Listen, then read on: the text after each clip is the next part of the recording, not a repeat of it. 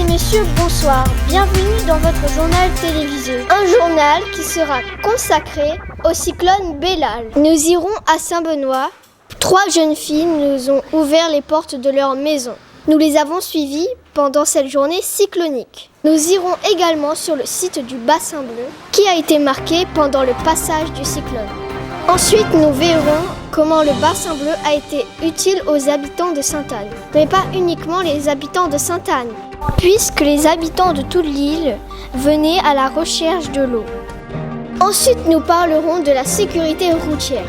Les élèves de CM2 de l'école de l'île Salaï se sont entraînés et ils se sont préparés pour les épreuves du diplôme savoir rouler à vélo. Les élèves de CM2-1 ont eu la chance d'assister au concert de Pixel. C'était ce vendredi 29 mars au Conservatoire de Saint-Benoît. Ils ont eu l'occasion de partager un moment privilégié avec l'artiste. Le 15 janvier 2024 est un jour que les Réunionnais n'oublieront jamais. En effet, les Réunionnais ont passé une période très difficile. Bellal a provoqué la mort de 4 personnes, 3 sans-abri et un homme intoxiqué. Nous présentons toutes nos condoléances à toutes les familles. De par sa position géographique, l'île de la Réunion est souvent touchée par des cyclones. En effet, elle est située sur la trajectoire des cyclones de la zone sud de l'océan Indien. Nous allons accueillir notre journaliste Stéphanie Grondin.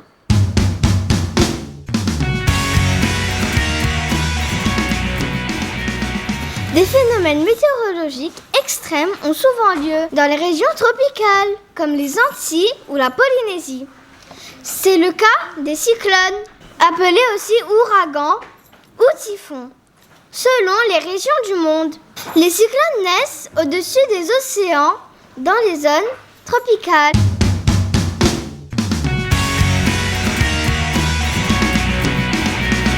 Des vents soufflant jusqu'à 300 km/h et de fortes pluies font de gros dégâts sur des centaines de kilomètres.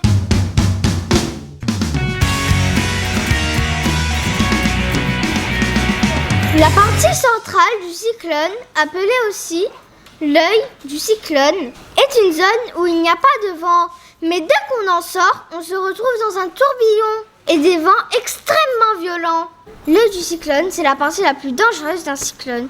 Donc faites attention et tenez-vous informés. 3 jeunes filles nous ont ouvert les portes de leur maison.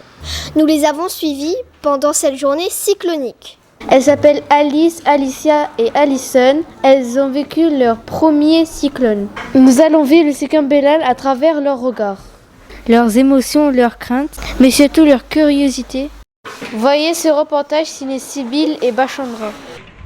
Ouais, nous sommes venus au magasin pour prendre des packs d'eau, tout ce qu'on a besoin avant que le cyclone arrive. On a vraiment peur d'être privé d'eau et si on n'a pas assez de nourriture, on a trop peur.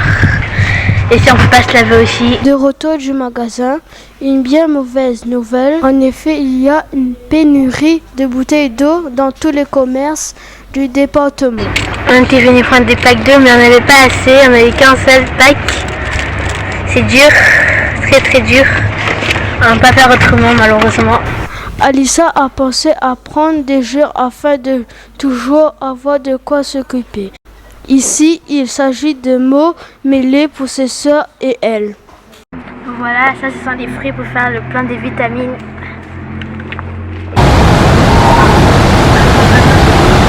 Il est 10h du matin, la mer commence à montrer des premiers signes de nervosité. Les vagues se font de plus en plus menaçantes. Leur hauteur impressionne ses habitants du bord de mer. Le littoral leur montre un visage assez surprenant.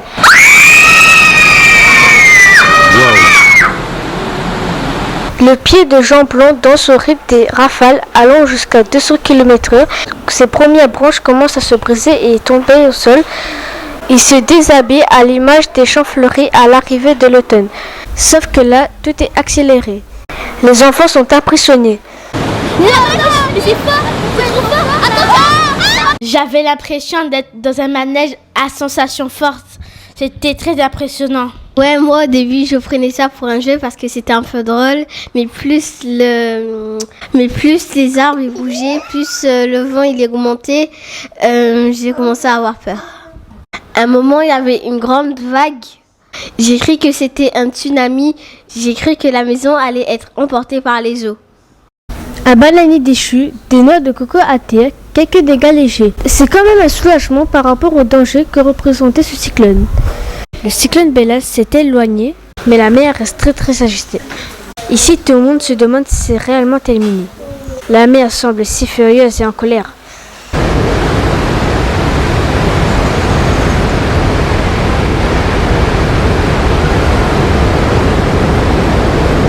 On est totalement coupé du monde, on n'a même plus de nouvelles. On a vraiment l'impression que le temps s'est arrêté. C'est vraiment étrange, on n'est pas habitué à ça. D'un côté, il y a du positif dans cette situation. Car ça nous permet de nous réunir, de se rapprocher les unes des autres. C'est très difficile quand la pas d'électricité, pas de ventilateur en assaut. Habituellement, nous sommes toujours devant nos écrans, devant la télé, mais là nous sommes tous ensemble. C'est chaleureux, ça nous fait vraiment plaisir. Nous on essaie de tuer le temps en jouant au mêlée, au jeu de cartes, des parties de cache-cache. On essaie de faire des activités sympas. C'est vrai que mes amis me manquent beaucoup, mes cousins, mes cousines me manquent beaucoup aussi. J'aimerais bien les revoir.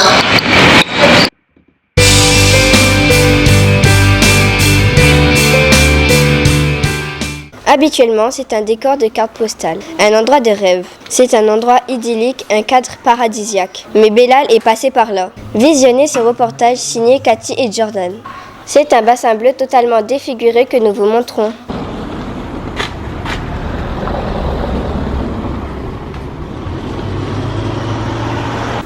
C'est comme dans un film, sauf que c'est la déplorable réalité, celle qu'on ne voudrait plus voir en se réveillant. Mais malheureusement, il ne s'agit pas d'un cauchemar, le pire est arrivé. Le cyclone Bellal a terrassé le site du bassin bleu.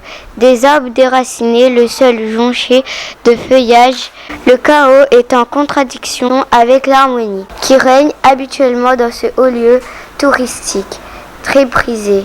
On a l'impression que la nature s'est auto-détruite, l'impression que certains arbres baissent la tête, que d'autres ont livré leur dernière bataille avant de s'effondrer, tandis que d'autres semblent lever les mains vers le ciel en lui demandant de retenir son vent.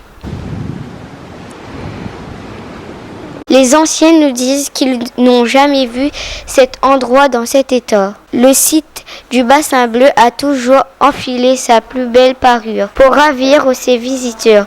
Ici, on espère que la ville entamera très rapidement les travaux de remise en état. Il faut dire que des rafales de vent supérieures à 200 km/h ont été enregistrées et à cette vitesse, il y a forcément de la casse.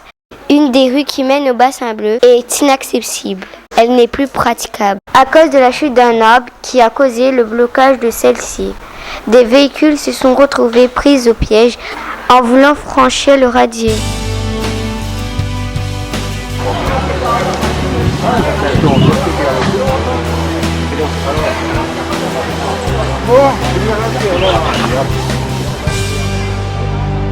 Il n'y avait plus d'eau dans les robinets, plus d'électricité dans les maisons. Il était impossible de trouver de l'eau dans les magasins. Mais vous allez voir, grâce au bassin bleu, certains ont pu trouver une solution. Comme à l'époque, ils allaient se baigner et puiser de l'eau dans le bassin. Un reportage signé Mathilde et Lucas. Vous vous demandez sûrement qui sont ces personnes et pourquoi marchent-elles avec de l'eau. Tenez-vous bien. Alors, où plus de 120 000 familles sont privées d'eau et que le liquide précieux est introuvable dans les magasins, certains ont trouvé la parade pour faire la cuisine, pour boire et pour leur hygiène. Ils se ravitaillent au bassin bleu. Ils vont directement à la source. L'eau y est pure, savoureuse et bien fraîche. Aujourd'hui, nous sommes le 17 janvier. Depuis le lundi 15, on n'a plus d'eau. Heureusement, on peut puiser de l'eau au bassin bleu. C'est très difficile. La solution est toute trouvée pour Alicia et ses sœurs.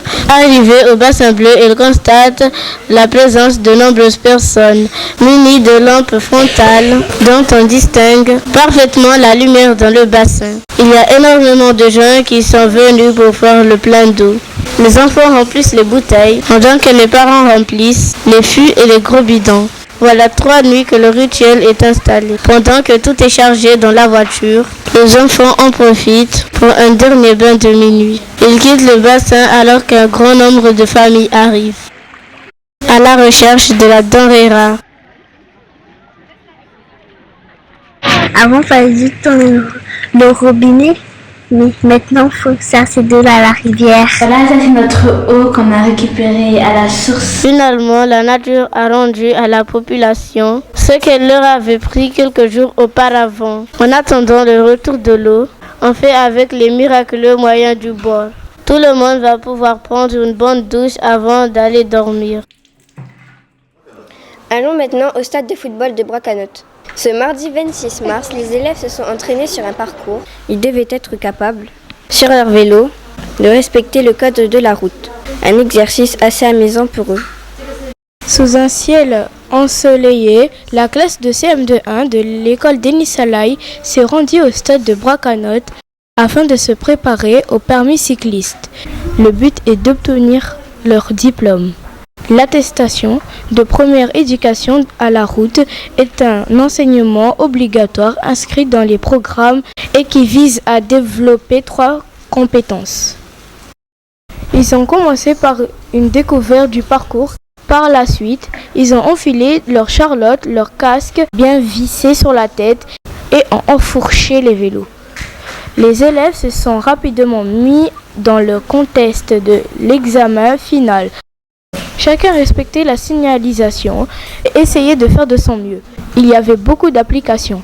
Ils sont assez satisfaits de cette séance qui leur a permis de mieux connaître leurs droits et devoirs de cyclistes.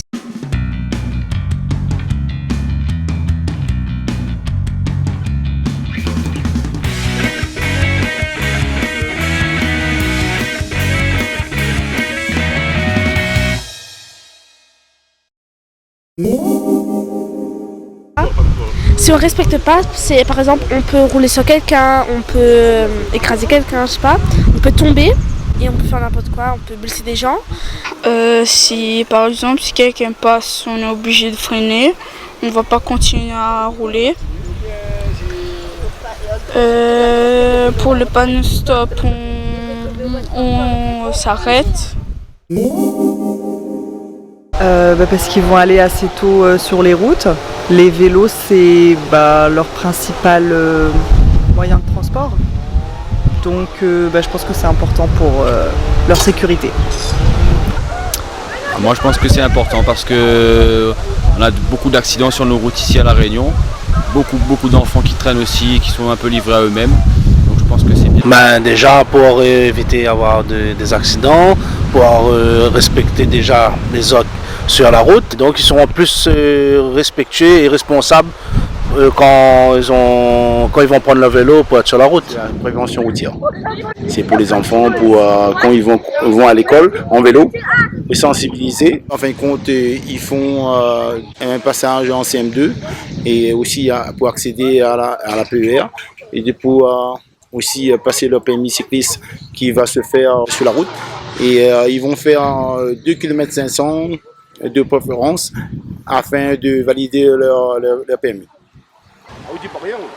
Les élèves de la classe CM2-1 ont assisté au concert de Pixel à la salle Gramont-Lélé le vendredi 29 mars 2024. Écoutez les explications de notre spécialiste musique. Les élèves se dirigent vers l'entrée de la salle Gramont-Lélé. Ils ont tellement hâte de vivre ce moment festif et convivial. Nous sommes à la salle de Gramont-Lélé pour assister au concert de Pixel. Pixel est un chanteur que toute la Réunion connaît et que tout le monde adore. C'est avec empressement qu'ils vont sur le lieu du rendez-vous. Tout le monde est bien installé et le show va pouvoir démarrer.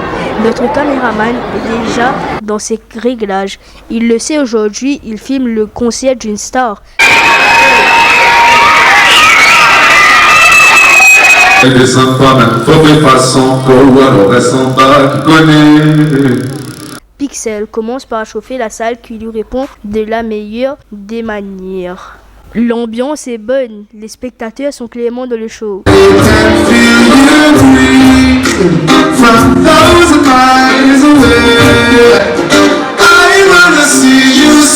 Le public connaît les paroles comme s'il les avait écrites. Pixel pourrait poser le micro, il pourrait quand même interpréter les morceaux. C'est une ambiance incroyable.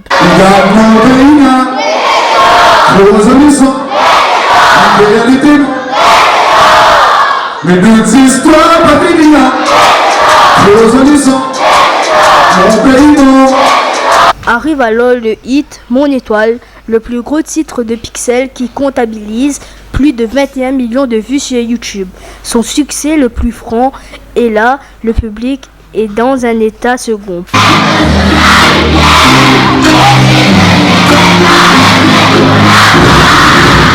Entre ma voix, sois là où j'en ai pas. Il me faut ta présence, c'est pour moi. Un public totalement amusé et joueur accompagne l'artiste tout le long du morceau. On peut le dire, Mon Étoile est très probablement le plus gros classique de l'histoire de la musique urbaine rayonnaise.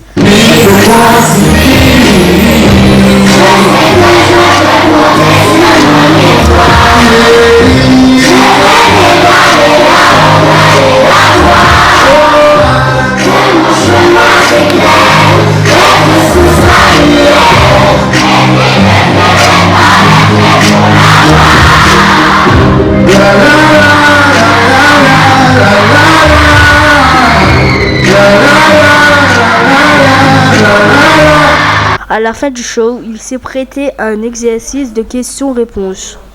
Qu'est-ce qui t'a motivé à faire la musique? Au début, c'était vraiment que pour le plaisir personnel. C'était vraiment pour me faire plaisir moi. Parce que j'aimais faire ça, j'aimais chanter, j'aimais écrire. C'était vraiment pour me faire plaisir. Et jusqu'au jour où j'ai rencontré le public pour la première fois. Et je me suis dit, c'est ça que je veux en fait. Et du coup, je suis obligé de faire ce que vous aimez. Je suis pas obligé, j'aime le faire parce que j'aime vous donner ça et vous me donnez bien en retour. Donc en vrai, c'est pour vivre ce genre de moment comme ce matin-là. Là, c'est la fin du concert. Tout le monde a bien aimé le concert de Pixel. Il y avait beaucoup de bruit et tout le monde a bien aimé. Il a chanté ses plus grands succès. Même il nous a fait découvrir un son qui va sortir très prochainement. Le public était avec lui et c'était vraiment un bon concert. Il y avait vraiment une grosse ambiance dans cette salle Gramond Lélé. Merci à tous de nous avoir suivis. Au revoir. Nous en avons profité pour interroger le directeur du conservatoire où se déroulait cette scène. Nous, l'objectif, c'est d'amener un maximum de marmailles voir des concerts, voir du spectacle vivant. Parce qu'on sait que très souvent, en dehors de l'école, ils n'ont pas forcément l'occasion de le faire. Il y a des écrans, il y a des consoles, mais un spectacle vivant avec de vrais artistes sur scène, c'est quand même autre chose. Donc c'est une expérience pour eux qui est hyper intéressante. Ravis et plein d'étoiles dans les yeux, les élèves quittent la salle. C'était un beau concert. C'était bien, il a bien chanté. C'est mon chanteur préféré. Parce qu'il chante bien. Il a une bonne voix. Je vais devenir comme lui, un chanteur comme lui. Tu veux mettre une petite photo? Oui! Pixel a eu la gentillesse de venir à leur rencontre et discuter avec eux. Un moment qui a été immortalisé et qu'aucun d'entre eux n'oubliera jamais, des poignées de main, des tchèques qui resteront à jamais gravés parmi les plus beaux souvenirs de ces enfants qui ont très certainement vécu un rêve aujourd'hui. Un conseil les gars, gardez la foi, soyez bien dans votre peau, assumez qui vous êtes tous incroyables, vous êtes tous uniques. Bonne continuation à toutes. Merci.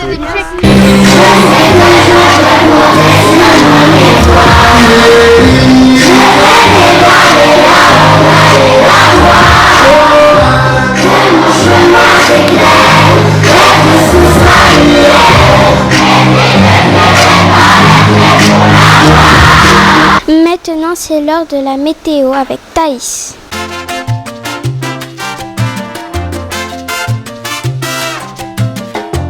Et voilà la carte météo pour demain matin. Et pour l'ensemble de l'île, le temps sera ensoleillé mais orageux. Du côté de Saint-Benoît, il fera 25 degrés. Pareil du côté de Sainte-Rose. Du côté de Saint-Philippe, il fera 23 degrés. Du côté de Saint-Pierre, 26 degrés. Du côté de Saint-Leu, 25 degrés. Pareil du côté de Saint-Paul. Au port, il fera 24 degrés. Et à Saint-Denis, 25 degrés. À la montagne, il fera 22 degrés. Et pour l'après-midi, à Saint-Benoît, il fera 27 degrés. Sainte-Rose, il fera 26 degrés. 20 degrés au Volcan. À Saint-Paul, il fera 22 degrés. Au niveau de l'étang salé, il fera 23 degrés. Et au niveau de Saint-Pierre, 26 degrés. Ce sera un après-midi ensoleillé et orageux.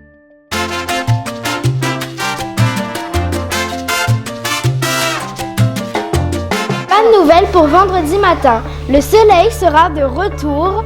Vers l'après-midi, un peu d'orage avec 26 degrés et un vent soufflant à 20 km/h. Soyez vigilants et informez-vous par rapport aux alertes en cours. Nous ferons aussi un tour du web. Accrochez-vous bien, nous avons déniché pour vous des images du cyclone Bellal. On voit les eaux se déchaîner et on comprend la force du cyclone Bellal, qui sans la rigueur du préfet Philippe Ily aurait pu emporter plus de vies.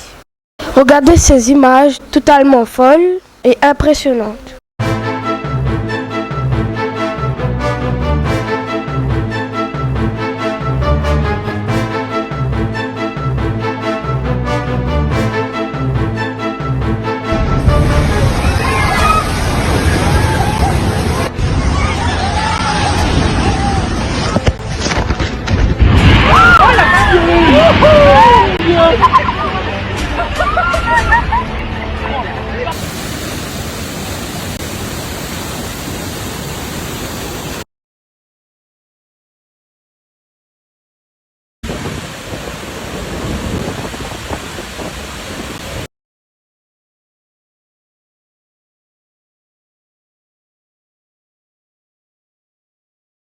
Ici, on voit ces scènes glaçantes à l'île Maurice. Nous pensons très fortement à nos voisins mauriciens.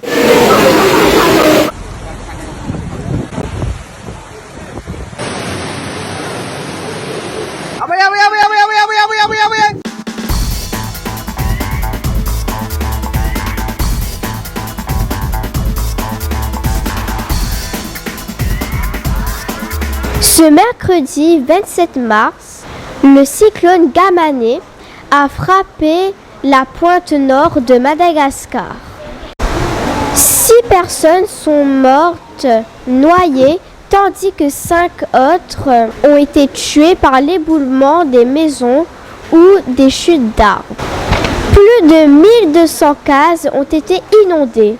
Des images spectaculaires ont montré des torrents dévalant dans des villages, des gens avançant de l'eau jusqu'à la taille, créant des chaînes humaines pour faire sortir d'autres villageois de leurs maisons. Il n'y a aucun danger pour l'île de la Réunion. Nous sommes à l'abri de ce cyclone. Toutefois, attention aux fortes pluies.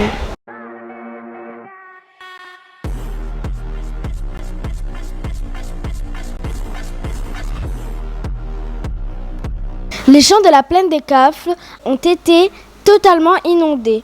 Un homme en profite pour faire du kitesurf.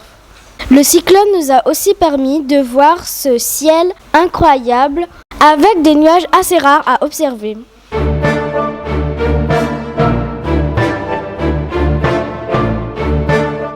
Un immense bassin turquoise vient de se former à Sillaos. Une gigantesque retenue d'eau de 200 mètres de long pour 10 mètres de profondeur formée par un éboulis de grande ampleur durant le cyclone Bellal. Le lit de la rivière a été bouché partiellement et ce bassin a vu le jour.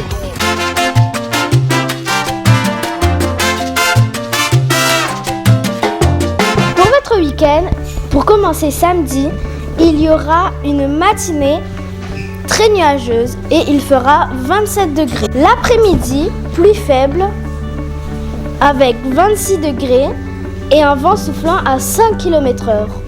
La nuit de samedi à dimanche sera assez douce avec un vent soufflant à 10 km/h et une température de 26 degrés. Pour notre fin de week-end, il y aura pour le matin de rares averses, un vent soufflant à 5 km/h et température de 27 degrés. Le ciel sera tout de même ensoleillé. Pour l'après-midi, il y aura 28 degrés avec des averses, avec un vent légèrement supérieur qui est de 10 km/h. Nous vous remercions d'avoir suivi notre journal. À bientôt pour de nouvelles informations.